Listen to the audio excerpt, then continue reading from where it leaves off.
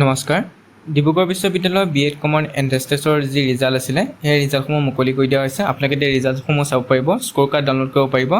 লগতে তেওঁলোকে কাট অফটো দি দিছে যে কিমান নম্বৰ পালে আপোনালোকে ডিব্ৰুগড় ইউনিভাৰ্চিটিৰ আণ্ডাৰ থকা কলেজবোৰত এপ্লাই কৰিব পাৰিব বিএডৰ কাৰণে। ইয়াৰ পিছত আপোনালোকে ৰিজাল্টটো পোৱাৰ পিছত ডিব্ৰুগড় ইউনিভাৰ্চিটিৰ আণ্ডাৰ থকা যিবোৰ কলেজ আছে, বিএড কলেজ আছে, সেই কলেজবোৰত আপোনালোকে অনলাইন বা অফলাইন যোগে এপ্লাই কৰিব লাগিব। কলেজবিলাকে নিজে নিজে আপোনালোকৰ ৱেবছাইটবিলাকত তেওঁলোকৰ ৱেবছাইটবিলাকত দিব, তেতিয়া আপোনালোকে তাত গৈ নটিছবিলাক চাই অনলাইন আবেদন কৰিব লাগিব। আপোনালোকে result of BEd common entrance test বা কমন এন্ট্ৰেন্স টেষ্ট বুলি যিটো দেখিছে 2026 নটিফিকেশ্যনতে পাই যাব। ইয়াতো আহিলে পাব, নহ'লে তললৈ আপোনালোকে তলতো পাব ৰিজাল্ট ছেকশ্যনত। গতিকে যিকোনো এটা ক্লিক কৰিলে আপোনালোকৰ হৈ যায়।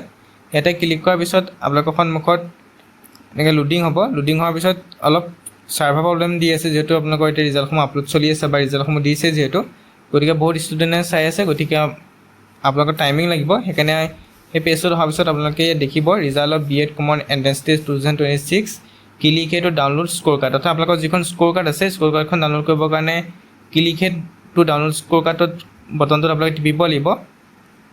তাৰপৰা যিখন নটিছ দিছে সেই নটিছখন যদি চাই আপোনালোকে ইয়াত কৈছে যে ৰিজাল্ট আজি 14 তাৰিখে দিয়া হৈছে।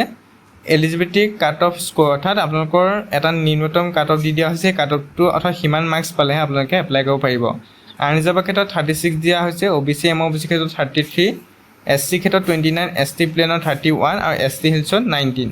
এইকেইটা মাৰ্কছ পালেহে আপোনালোকে ডিব্ৰুগড় ইউনিভাৰ্চিটিৰ আণ্ডাৰ থকা কলেজ বা ডিব্ৰুগড় ইউনিভাৰ্চিটিৰ যিটো ডিপাৰ্টমেণ্ট আছে, ডিপাৰ্টমেণ্ট অফ এডুকেশ্যনত, তেতিয়াহে তাত আপোনালোকে এপ্লাই কৰিব পাৰিব। এতিয়া আপোনালোকে ছেপাৰেটলি এপ্লাই কৰিব লাগিব। ৰিজাল্ট পোৱাৰ পিছত ডিব্ৰুগড় ইউনিভাৰ্চিটিৰ যিটো ডিপাৰ্টমেণ্ট আছে সেই তাত এপ্লাই কৰিবৰ কাৰণে আপোনালোকে ছেপাৰেটলি অনলাইন এপ্লিকেশ্যন ফৰ্ম পাব লাগিব। লগতে ডিব্ৰুগড় ইউনিভাৰ্চিটি কলেজ বোৰ্ডটো যিবোৰ কলেজ আছে বিএড কলেজ, তাৰ কাৰণেও আপোনালোকে বেলেগকৈ এপ্লাই কৰিব লাগিব। ইয়াত যিটো কাট অফ দিছে কৈছে যে candidate who have secured a score equal to above their respective category cut off are eligible to apply for BEd admission. অৰ্থাৎ আপোনালোকে এইটো এলিজিবল হ'ব লাগিব, অৰ্থাৎ মাৰ্কছ যিটো মাৰ্কছ নিৰ্ধাৰণ কৰি দিয়া হৈছে মাৰ্কছটো আপোনালোকে পাব লাগিব। গতিকে কৈছে আপোনালোকৰ ৰোল নাম্বাৰটো যিটো ৰিজাল্ট আছে, ৰিজাল্ট চাবৰ কাৰণে আপোনালোকৰ এপ্লিকেশ্যন নাম্বাৰ আৰু ৰোল নাম্বাৰটো লাগিব। তাৰপিছত কৈছে take a print out score card for submission along the application for, অৰ্থাৎ এপ্লিকেশ্যন ফৰ্মখনো আপোনালোকে উলিয়াই থ'ব, লগতে যিখন স্ক'ৰ কাৰ্ড দিছে সেইখনো উলিয়াই থ'ব। ইয়াত কৈছে mere qualification in the BEd common entrance test 2026 does not entitle a candidate for securing admission into NCERT recognise BEd programme. অৰ্থাৎ আপোনালোকে ছেপাৰেটলি এপ্লাই কৰিব লাগিব। মই কৈছোঁৱে admission is subject to verification of eligibility and ডকুমেণ্টখিনি আপোনালোকে দিব লাগিব। OBC MOBC ক্ষেত্ৰত NCL লাগিব নন ক্ৰিমিলিয়াৰ কাৰণে। তাৰপৰা ফাইনেল চিলেকশ্যন আপোনালোকৰ ইউনিভাৰ্চিটি ডিপাৰ্টমেণ্ট বা কলেজবিলাকে প্ৰিপেয়াৰ কৰিব।